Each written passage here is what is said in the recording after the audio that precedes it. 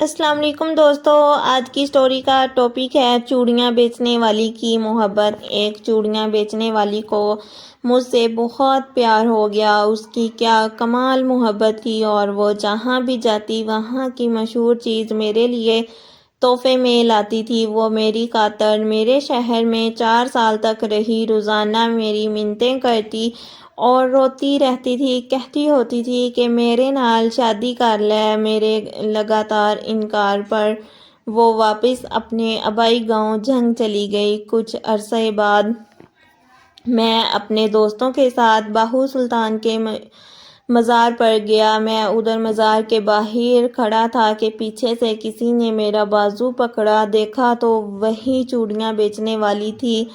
خوشی کے مارے وہ کہنے لگی کہ عاقب میری دعا رنگ لے آئی، تیرا دیدار ہو گیا، ساڈی عید ہو گئی۔ میں جب بھی دربار پر آتی تھی عاقب تجھے مانگتی تھی، اب تیرے لیے بیٹھی ہوں، شادی نہیں کی۔ پھر اس کی آنکھوں میں آنسو آ گئے، کہنے لگی بھیک مانگنا، چوڑیاں بیچنا میرا قصور تو نہیں ہے نا، یہ تو میری قسمت کا، میرے نصیب کا قصور ہے، تو سزا مجھے کیوں مل رہی ہے؟ وہ سب کے سامنے میرے گلے لگ کر رونے لگی، کہنے لگی کہ ایک دفعہ میرے ساتھ میرے گھر چلو۔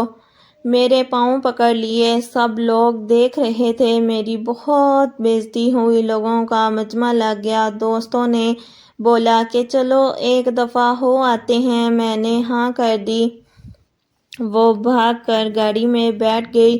اس کا گھر تقریباً 50 کلومیٹر دور تھا۔ سارے راستے وہ بہت خوش تھی۔ ہم اس کے گاؤں پہنچ گئے۔ وہاں کے سب گھر کچے تھے، لیکن صفائی پکے گھروں سے بھی زیادہ تھی۔ سب لوگ مجھے عجیب نظروں سے دیکھ رہے تھے۔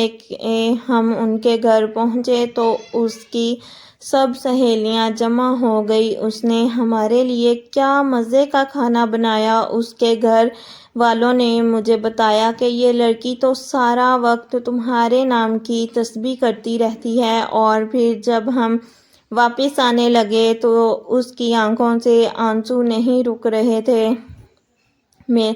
وہ میرے ہاتھ چوم کر کہنے لگی کہ تیرا قصور نہیں ہے، میری قسمت کا قصور ہے جو میں چوڑیاں بیچنے والی کے گھر میں پیدا ہوئی۔ بڑی مشکل سے ہم سب نے اسے چپ کروایا اور پھر ہم واپسی کے لیے نکل آئے۔